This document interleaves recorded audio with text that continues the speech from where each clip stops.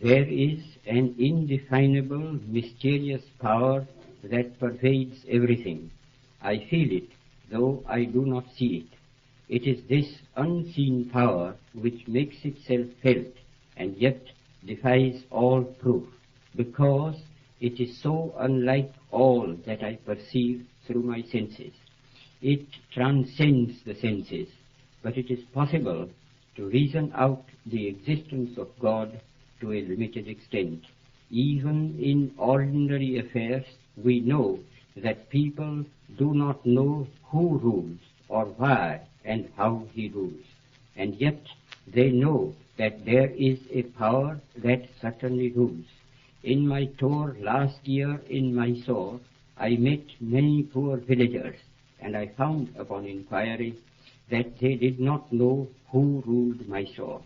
They simply said, some god ruled it. If the knowledge of these poor people was so limited about their ruler, I, who am infinitely lesser in respect to God than they to their ruler, need not be surprised if I do not realize the presence of God, the King of Kings. Nevertheless, I do feel, as the poor villagers felt about Mysore, that there is orderliness in the universe. There is an unalterable law governing everything and every being that exists or lives. It is not a blind law, for no blind law can govern the conduct of living beings. And thanks to the marvelous researches of Sir J.C. Bose, it can now be proved that even matter is life. That law, then, which governs all life is God. Law and the lawgiver are one. I may not deny the law or the lawgiver because I know so little about it or him. Just as my denial or ignorance of the existence of an earthly power will avail me nothing, even so my denial of God and his law will not liberate me from its operation, whereas humble and mute acceptance of divine authority makes life's journey easier, even as the acceptance of earthly rule makes life under it easier.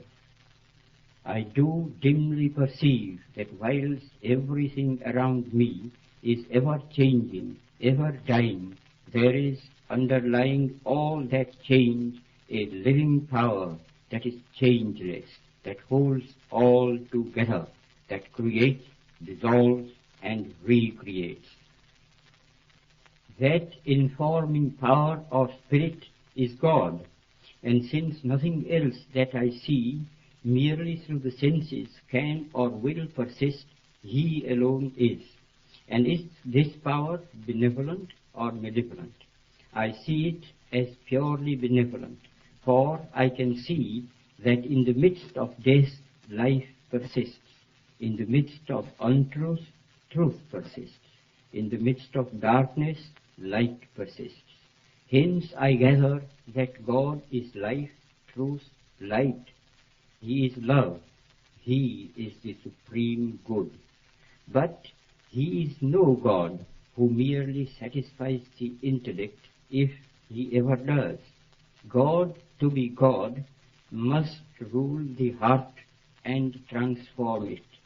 He must express himself in every smallest act of his votary. This can only be done through a definite realization, more real than the five senses can ever produce. Sense perceptions can be, and often are, false and deceptive, however real they may appear to us. Where there is realization outside the senses, it is infallible. It is proved not by extraneous evidence, but in the transformed conduct and character of those who have felt the real presence of God within. Such testimony is to be found in the experiences of an unbroken line of prophets and sages in all countries and climes. To reject this evidence is to deny oneself. This realization is preceded by an immovable faith. He who would, in his own person, test the fact of God's presence can do so by a living faith. And since faith itself cannot be proved by extraneous evidence, the safest course is to believe in the moral government of the world, and therefore in the supremacy of the moral law, the law of truth and love. Exercise of faith will be the safest where there is a clear determination, summarily, to reject all that is contrary to truth and love. I confess that I have no argument to convince through reason. Faith transcends reason. All